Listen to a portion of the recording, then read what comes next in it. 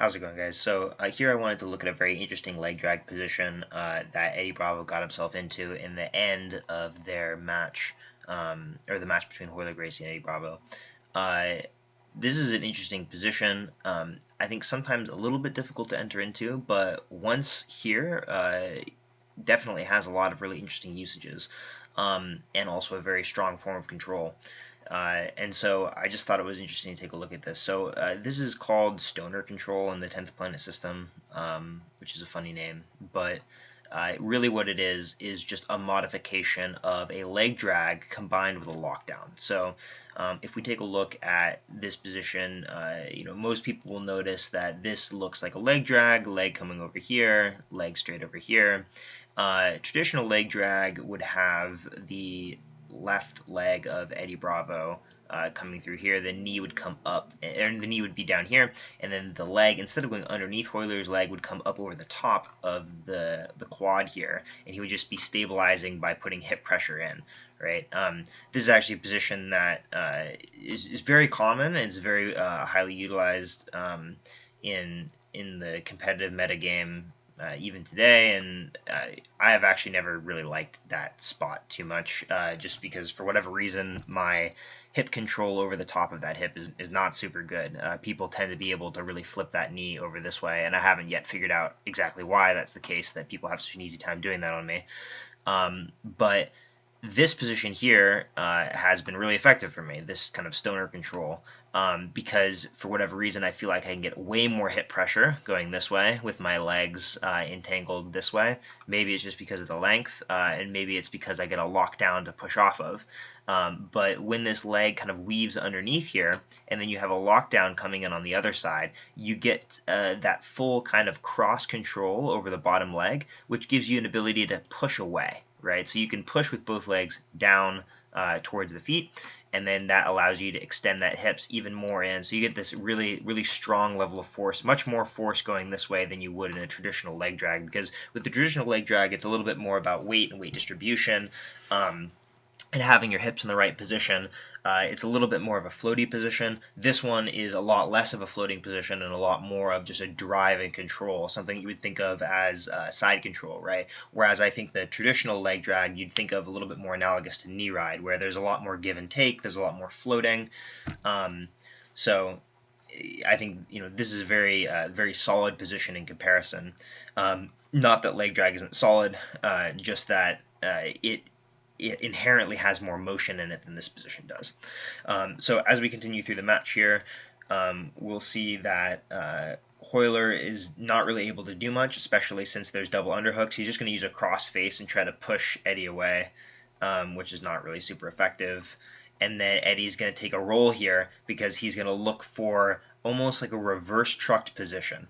So he starts taking this roll here, and he's going to come through, and he's going to grab a hold of that foot. Now he has this kind of slightly off angle calf crush, which it's almost like a modified truck position off angle calf crush. As you can see here, it does look a little bit like the truck, only that Eddie is facing a different direction, and he has the calf crush, only the calf crush is not on the leg that you would be trucking, but instead on the opposite leg. So as we come through here, we can see him just torque on that leg. So here, to kind of understand where the pressure is coming from, right, we have a leg, Royler's right leg coming up through here, coming down this direction, and then we have Eddie grabbing a hold of it. Now, because Eddie's leg right here, as you can see his shin bone right here, the shin bone comes up through here, underneath the knee, right, and that's where the calf crush comes from. Now, this calf crush is not as effective as a normal calf crush.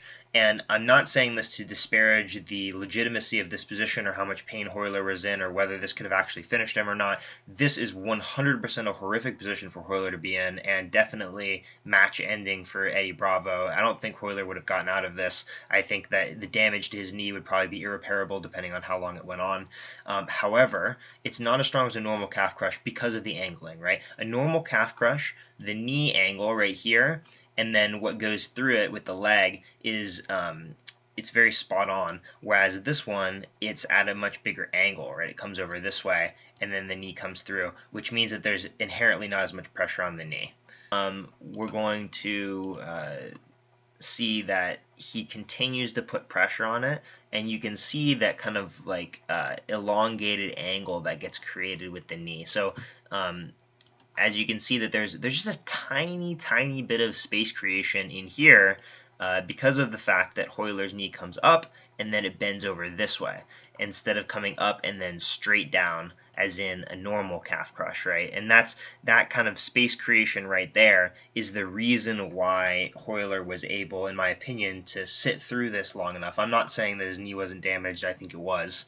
I definitely think that there was probably some partially torn ligaments and or major damage to his calf, but that space is what allows him not to tap, right? Because I think otherwise it would have probably been completely torn ACLs and MCLs and things like that, which is generally things that people would tap to. So what happens here is Eddie just keeps trying to crank on this and trying to put more and more pressure. The problem is that he can't really force the foot into this little cavity here that's created.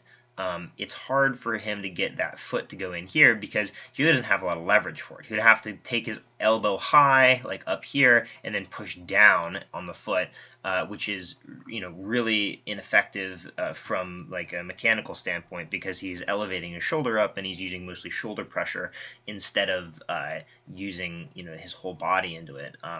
It's just hard to get that elbow high and create a lot of pressure coming down.